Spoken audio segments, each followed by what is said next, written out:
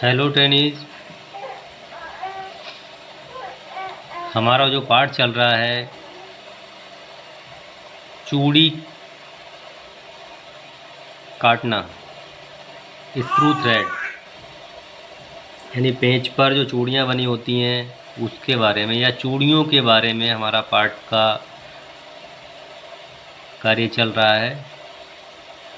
आज हम आप लोगों को बताएंगे कि चूड़ियाँ काटने के लिए हम जो उपकरण प्रयोग करेंगे वो कौन से होते हैं।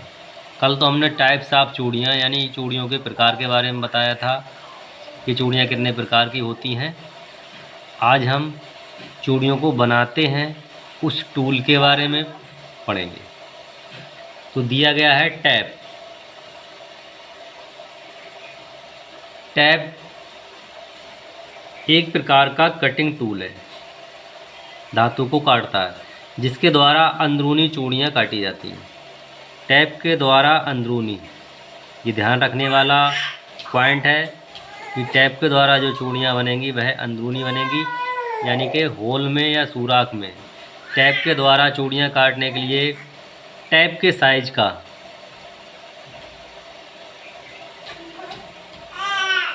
साइज का ही सुराख करना होगा।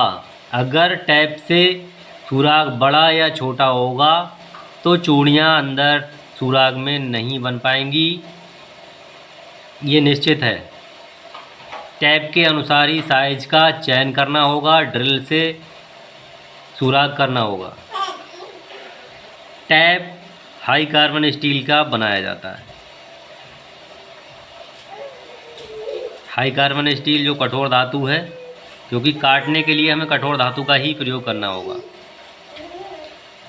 इसके बाद में दिया गया है कि टूटे हुए टैप को हम निकालेंगे कैसे।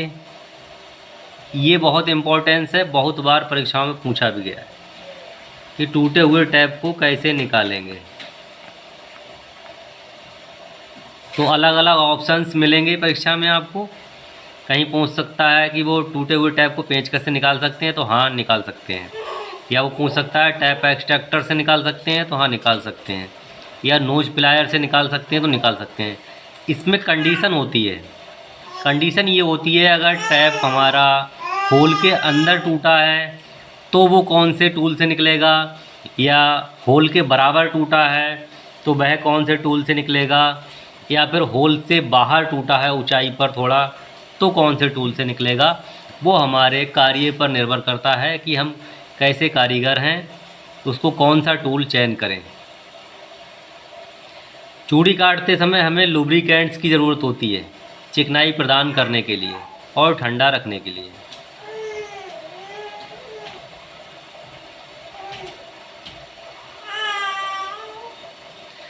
टैप जो होता है वो देखने में इस आकृति का होता है। ये हमारा एक टैप है, जो चित्र में आपको दिखाई दे रहा होगा, ये टैप है।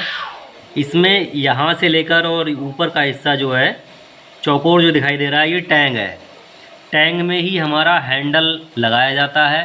हैंडल को लगाने के बाद हाथ के द्वारा हम टैप को घुमाते हैं। नीचे का डिजाइन है, इस पॉइंट से लेकर इस पॉइंट तक शंख है, और बॉडी वाला हिस्सा हमारा जितने में चूड़ियाँ कटी होती हैं वह हमारा बॉडी वाला भाग होता है।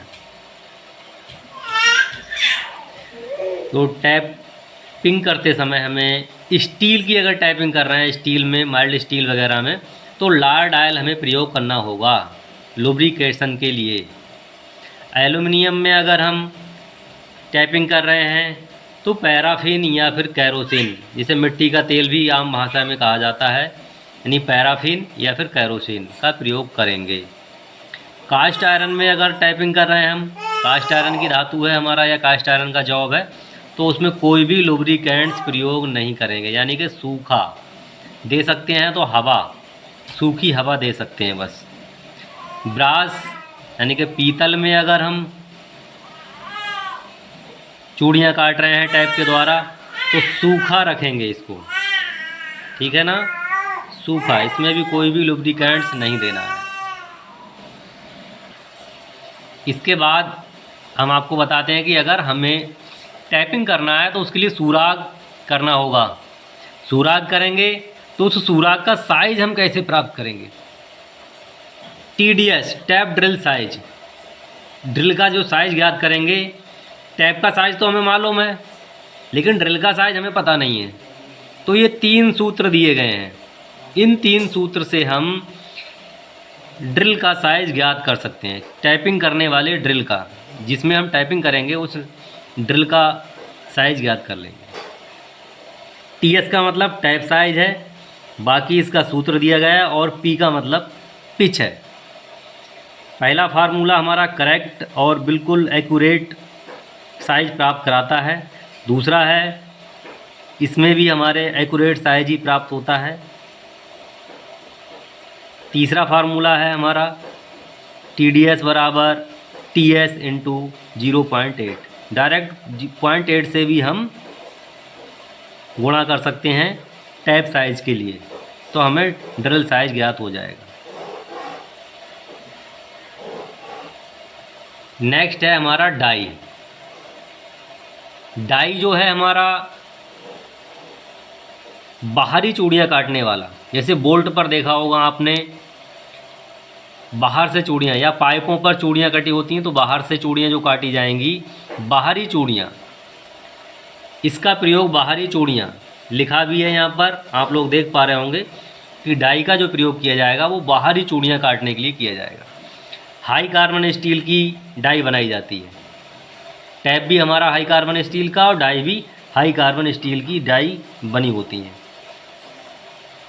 नेक्स्ट है ख़राब या जंग लगी थ्रेड को, जैसे पुरानी चूड़ियों को ठीक करना है हमें, या फिर ख़राब चूड़ियाँ हैं हमारी या जंग लगी हुई चूड़ियाँ हैं, तो हम डाई नट का प्रयोग करेंगे।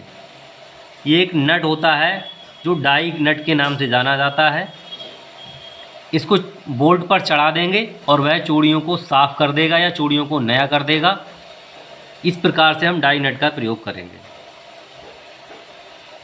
डाई का यहाँ से लेकर ये जो दिया गया है ये हैंडल है, दोनों तरफ से हाथों से पकड़ते हैं हम, और बीच में जो घेरा दिखाई दे रहा है गोल, ये स्टॉक है, स्टॉक, और लॉक नट इसमें लगे होते हैं जो लॉक करते हैं। और ये जो है हमारी ये डाई है, ये आप लोग देख पा रहे होंगे, ये है हमारी डाई। ये गोल होती है, गोल होने के कारण इसको इसके अंदर रख दिया जाता है और फिर नट के द्वारा लॉक कर दिया जाता है। इसमें जो कटा हुआ भाग होता है डाई में, ये थोड़ा सा एडजस्ट करने के लिए होता है, छोटा या बड़ा कर सकते हैं इसको हम, थोड़ा सा छोटा या बड़ा कर सकते हैं। इस कटे हुए भाग पर जब हम नट का प्रेशर देंगे तो ये थोड़ा दब जाएगा, छोटा हो जाएगा। ढीला करेंगे नट को तो थोड़ा फैल जाएगा ये। तो ये है हमारी डाई।